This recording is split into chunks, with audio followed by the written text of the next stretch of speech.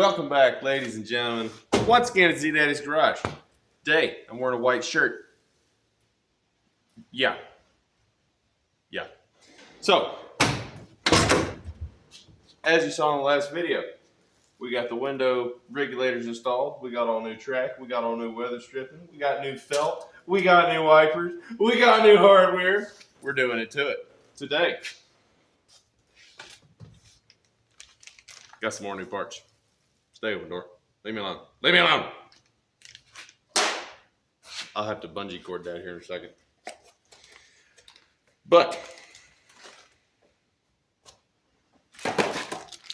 we got new door handles. We got new window cranks. And I got my ivory colored crank knobs in. This is similar. Get in here, you can see this deal here. This is a similar color to what I'm thinking about doing the wheels, bumpers, grill, rear diff cover, and the valve covers on the engine. I'll show you those here in a minute too. I got the valve covers that I've been looking for. I found them, I bought them, I wanted them, and I'm gonna tell you what we're gonna do with them. So this is really, really close to color. I'm wanting something slightly more cream than this. So, and this may not be a true ivory either. I need to look through some paints and see what I'm gonna do with it. But we're probably, because of these, gonna leave the door panels black. The black carpet and the black gauge cluster, I think it's gonna look better in here with the black. But yeah, I got these. So we're going to be putting the door panels back in. We're going to put the window and door handle hardware on, and hopefully get to the big block. I know I keep kind of teasing y'all with that, but I'm having a lot of trouble between money and time and other things, and it's just, yeah, I'm not having a great time trying to build that engine. I'm also trying to keep the engine video as close to 1 as I can, or maybe 2, so that way, you know, if somebody wants to watch just that, they can watch just that. So, let's get to this thing. I got to dig the door panels out, and they're right over here behind y'all. Excuse me, pardon me.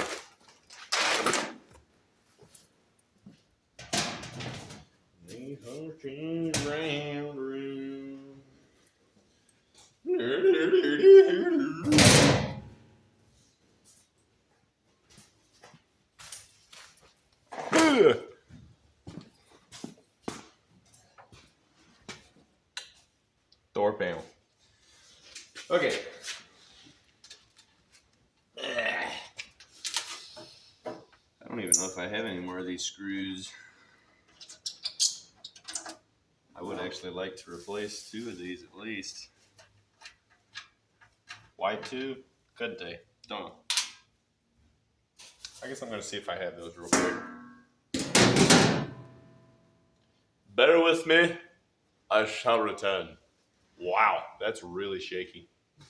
Probably helps, doesn't help that I've got the camera stand mounted to the truck, but that's okay too.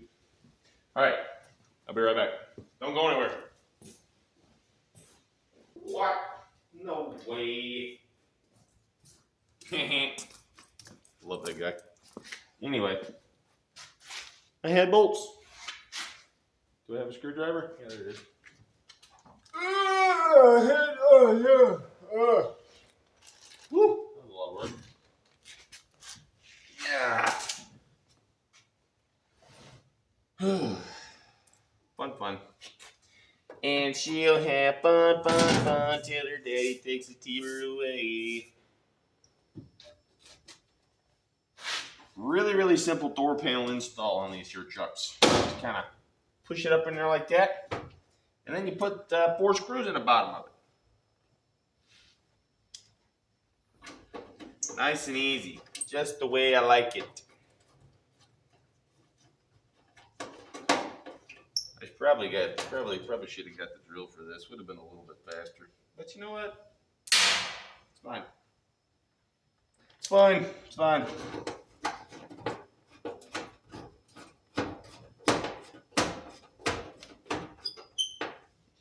Oh yeah, baby. Oh my goodness. That's why that one didn't have a screw, because that hole's stripped out. Well, you know what? We're just going to put 3 in it, because I don't care. Oh, wow.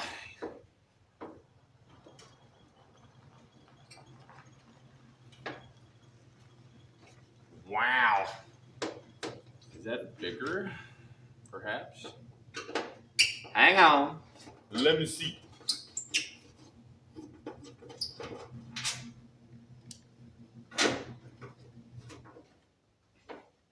No, I don't think it is.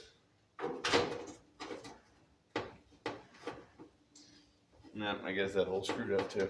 Well, that's okay. I'll go get the impact and we'll run her in there.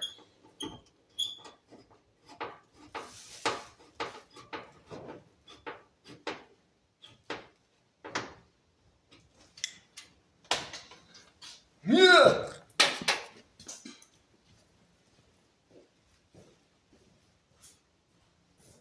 All right. Got my impact because I'm lazy. Oh, yeah. Mint.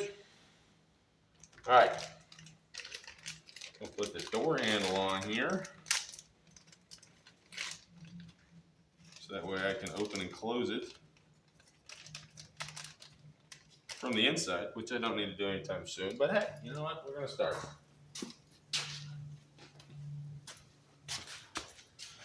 Oh, so these are, what do you call that? Omnidirectional? I don't know. It can go anywhere.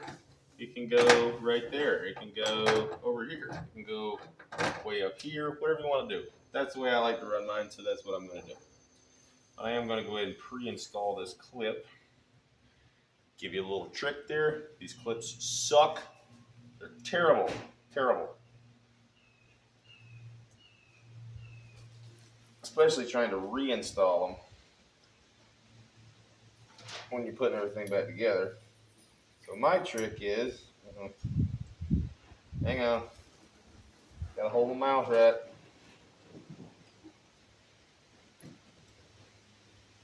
Probably should have got some pliers for this. You know what? It's fine. There we go.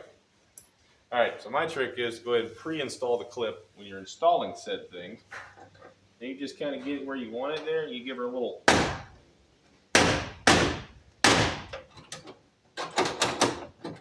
Just like that. It's way easier than fighting that stupid thing with the retainer clip remover that you get from Chevrolet, because it sucks too. All right, door handles. Before I get too carried away with myself here, we're going to drill out these pop rivets.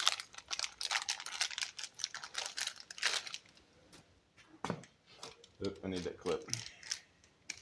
Stupid. We're going to drill out this pop rivet right here. That way we can install the new crank handle. Feels a little fishy anyways. Cool. All right, let me grab a drill. We're going to drill that out. Boop.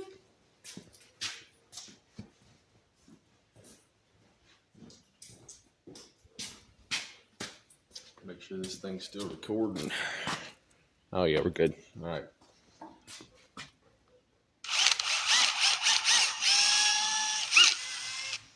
There we go. Drill the head off. Boop. Pop it out just like that. And we're going to open up these bad boys. Oh, look at that. Double heat shrink seal. Ain't they special?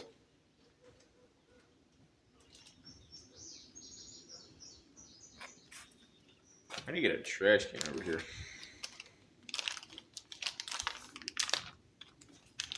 It's almost like I used to drive this truck every day. It's full of trash. All right. Hopefully y'all can see this. Get in here. All right, so you can see the hole. You can see this emboss here. Boop, slides in there like that. And then you run your screw in the back. And that's it. They come. Oh.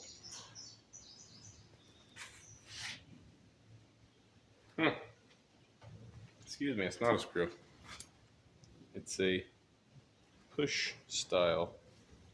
Thought it was a screw. That's okay. Kind of stupid. All right, maybe I'll get some pliers.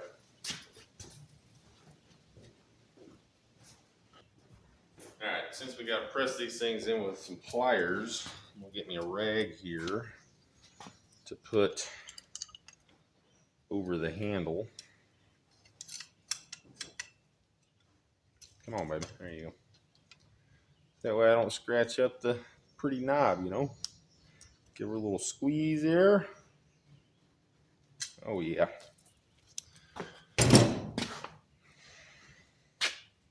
Oh, yeah. Beautiful.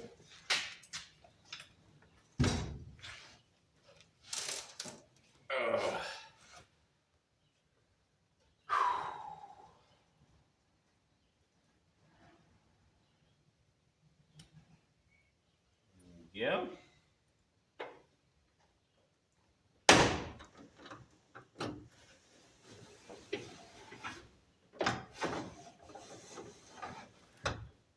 Look at the contrast between the ivory and the black. You know, looks pretty good. Looks pretty good. I like it. All right. I think that was it for this side. Now we got to move the other side.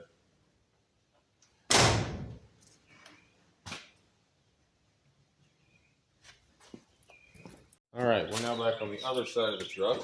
And we're going to do the same thing to this side. We're going to install the door panel, put the handles on, change out the crank knob. Here are the screws for this side, eh? They're not in there.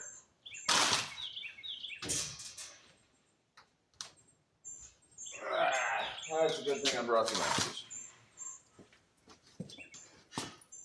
Hey.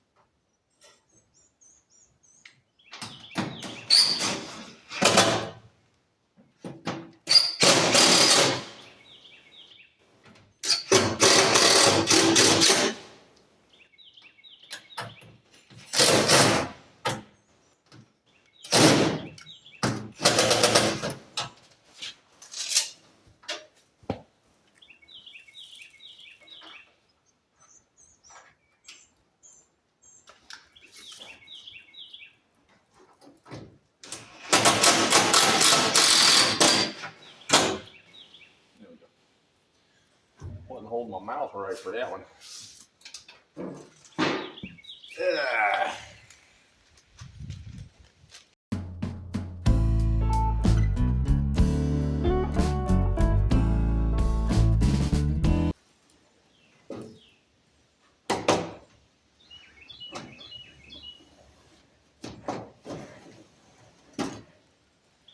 Sweet.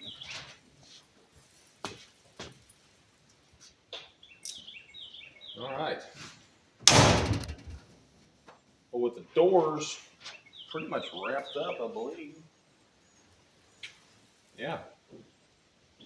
Gotta fix that mirror, but yeah. So I believe I got the stuff to polish the crank today. So we're gonna get started on the bottom half of this big block.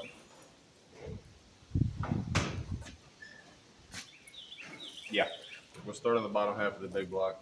It's a little too windy to start welding because it's an open air shop.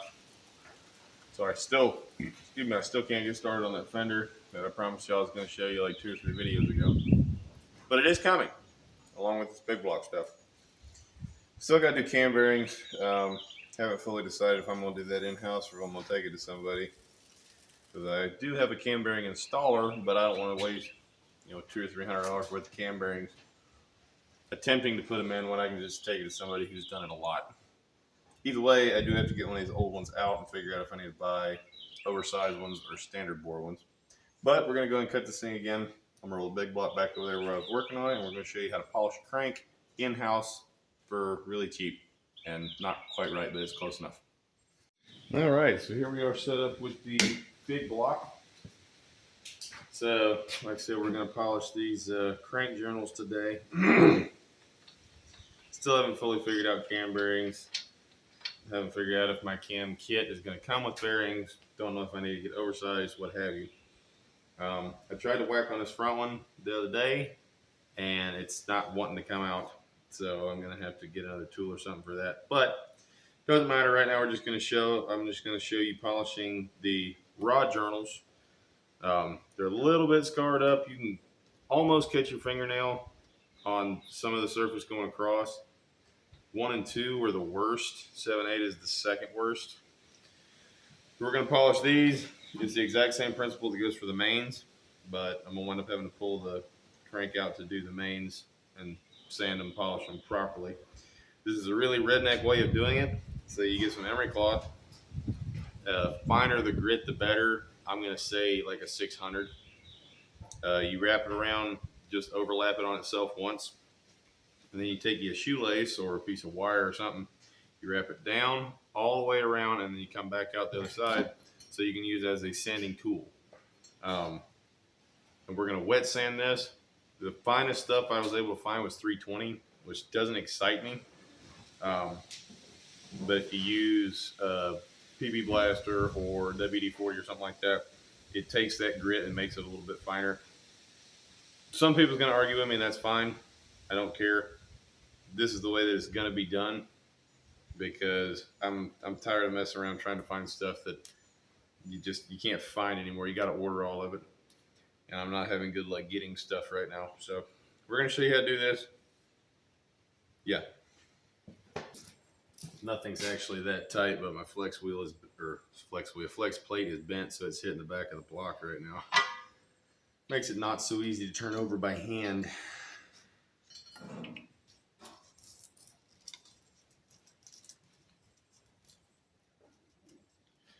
Now I do really wish that I had a shoelace to do this with, because I'm not sure the wire is going to work.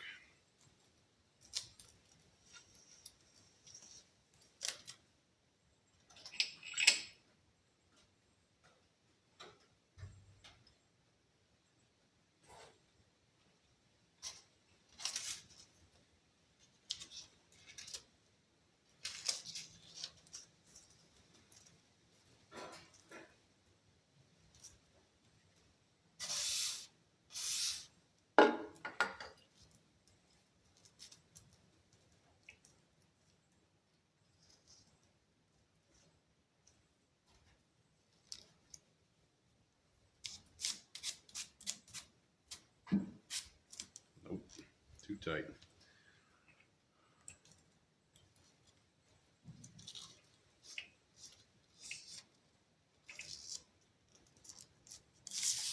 There we go.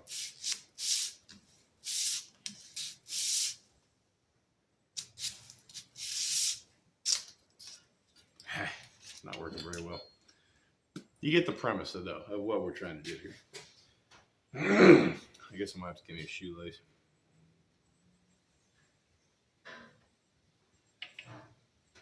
It actually already feels a little bit better though, so I think we're going to be all right. I'm going to have to find me a shoelace. So let's cut this thing and come back to it. Well, after walking around for a half hour or so trying to find something else, or a shoelace or anything, I couldn't find anything. So I'm going to get me a longer piece of emery cloth, wet it, and I'm just going to give it some nice, long, steady strokes.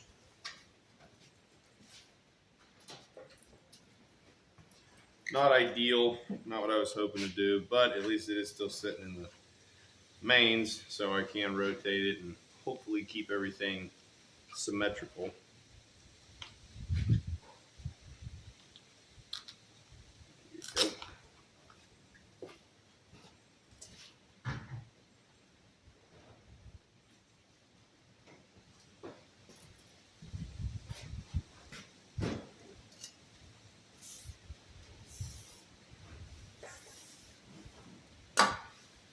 So here we go, round 2.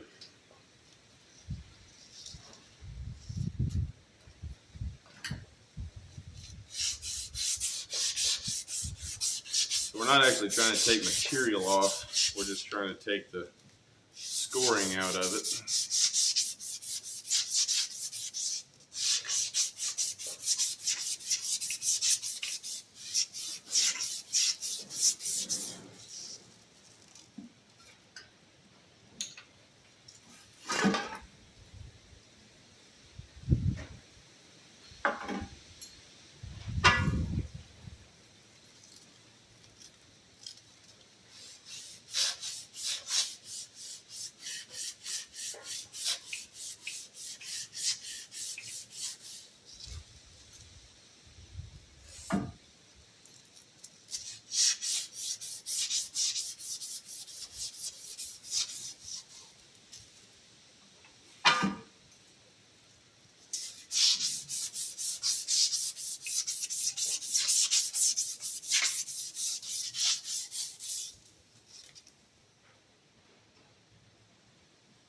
Yeah, see, that feels good. So if we can just do that to all of them, that's all I need right there. Just a little bit. I guess technically this isn't polishing a crank, but this is what I got because I don't have all the tools handy, or not handy, I don't have the tools period to do automotive machining. So yeah, this is what I got.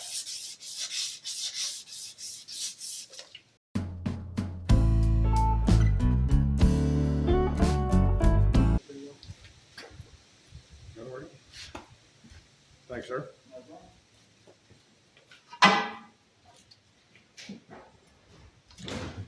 So this journal actually wound up with a little bit of a, I could feel a little gouge in that one. I wasn't expecting that, because that bearing actually looked okay. So I hired help. Found me a string out of a pair of sweatpants. So we're going to try that, see if I can get a 360-degree rotation on this thing.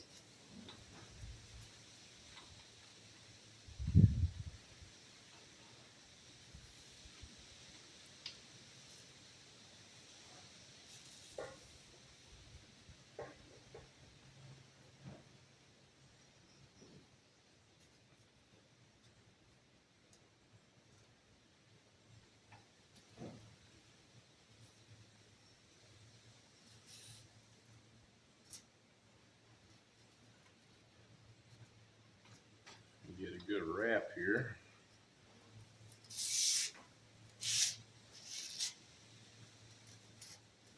Almost.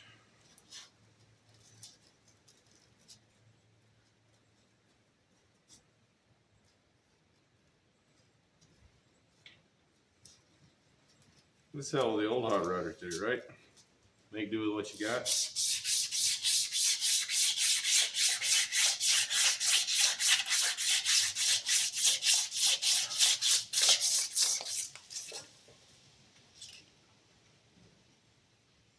Oh yeah, way better.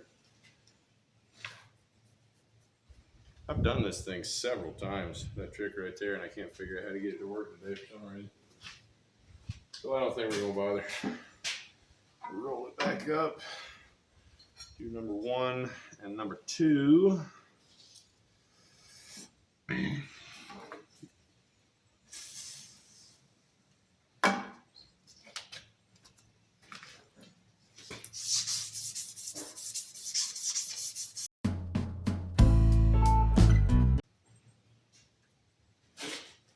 I like that. Feels pretty good.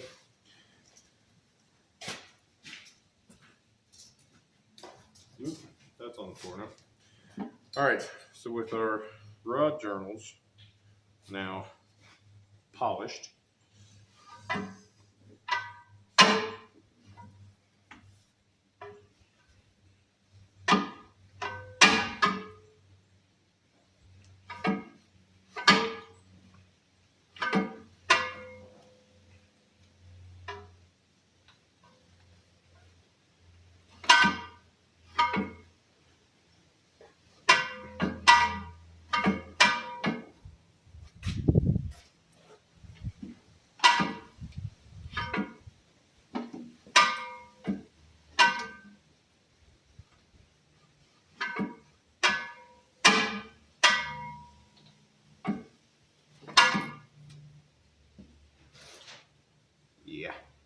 good.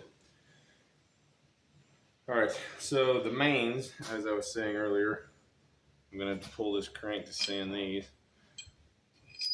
Number 5 was the only one that had a significant scar. Over here so I can show you this. So you can see this scar right through here. So number 5 was the only one before that had a significant scar on it. The other ones actually did not look bad at all. You can see a little bit of the babbitt through that one, but it's not crazy. Same here, you can see some of the babbitt, but no significant scarring or anything like that.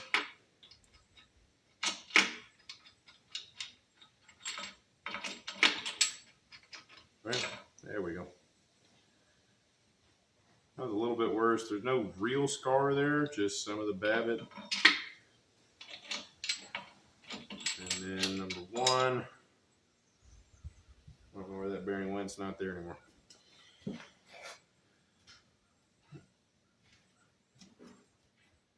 So,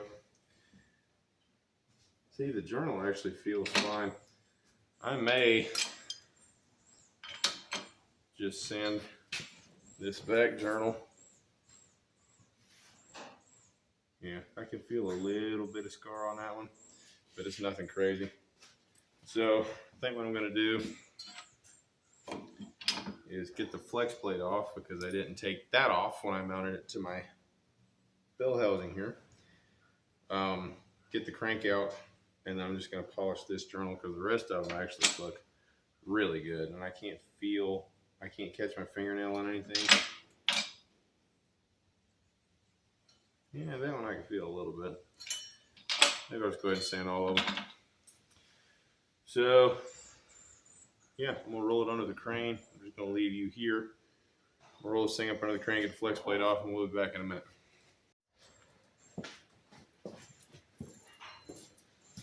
Come in from the different angle this time and keep y'all entertained. All right, so I took it over the crane. I got the block separated from the bell housing, and I got my flex plate out. It was bent anyway. I don't know why I didn't take it off before I mounted it. But either way, got the flex plate off. So now we can pull the crank out and go ahead and smack all these journals one good time. Hopefully we can go ahead and put bearings in it today. Where my box went. Here it is. At least the main bearings. I still gotta get the piston rings. I gotta get the piston rings, double check those, make sure they're right, since a lot of other things in this engine were not right. I'm also not going to be banking on the piston rings being right. But we're going to polish the crank, get it put back in, and at least torque the crank back down, make sure it spins freely. If it does, then we're probably going to call it a day there. I've still got to get cam bearings out of this thing, and I'm pretty sure I'm just going to take it to somebody else at this point and let them do it, because I don't feel like screwing up a bunch of cam bearings, and they can do it right. And just, let them have it. Look at that. You got to keep the economy going. You know what I'm saying? So, I bought me a set of King bearings. Kings and Clevites are pretty much top of the line stuff, at least for cheap rednecks like me. And King was actually a little bit cheaper than Clevites when I went to buy them. They're just as good, if not better. Some people say they're better. So, that's what I bought. Got me a set of main bearings here. Also have rod bearings, although, like I said, we're not going to be putting those back in today. So, cool.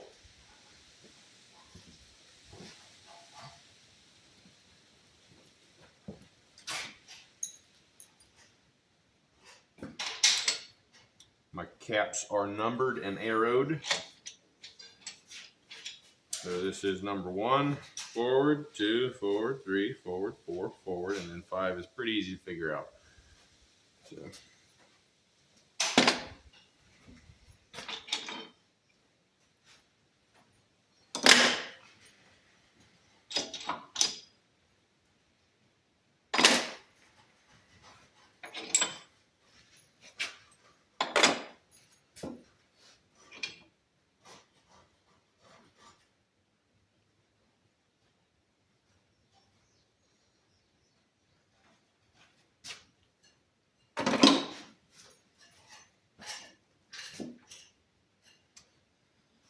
is also an internal or integral rear main seal. I didn't realize that until just now.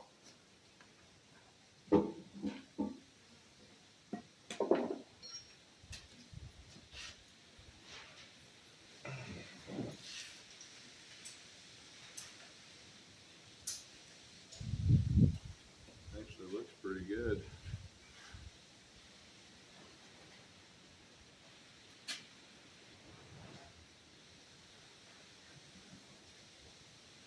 Jeez. Maybe not.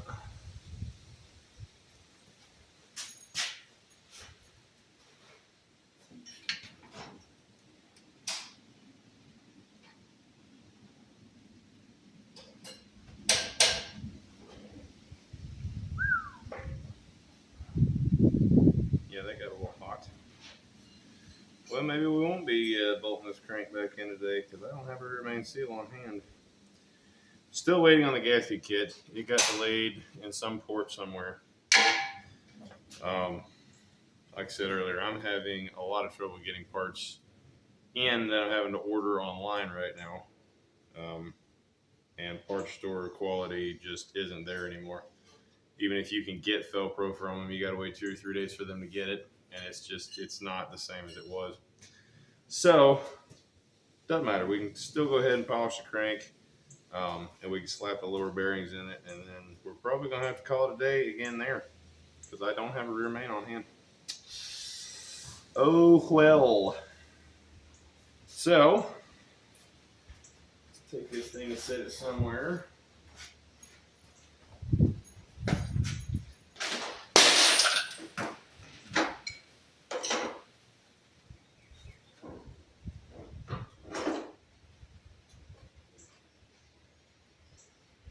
I think I broke that box of nails.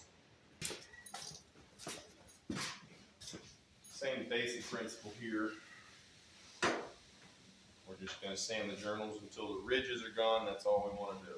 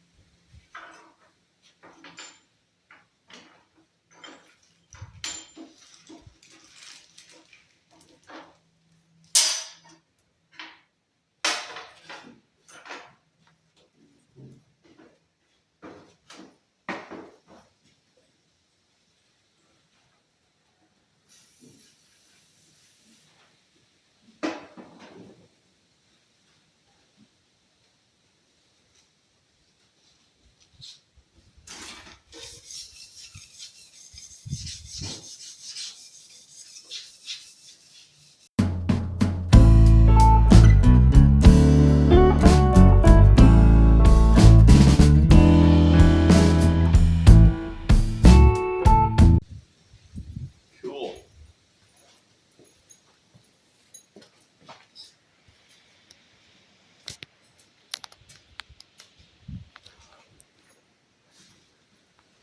So, now that the crank is polished, I really don't think it would be a wise idea to reuse this bearing. This seal. It doesn't look bad. Matter of fact, it actually looks pretty new. But we do know that this block got hot enough to actually seize up, which is probably why these bearings are wiped. Especially this one, because it's got a nice little blue tint to it.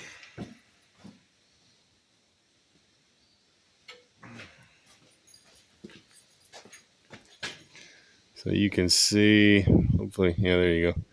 You can see the blue in here through this, in the babbitt. So we know that this block got hot enough to seize up and lock down. It did spin over by hand again once it cooled off, which is a good sign. But if it got that hot, that seal probably got pretty baked. And it's not hard.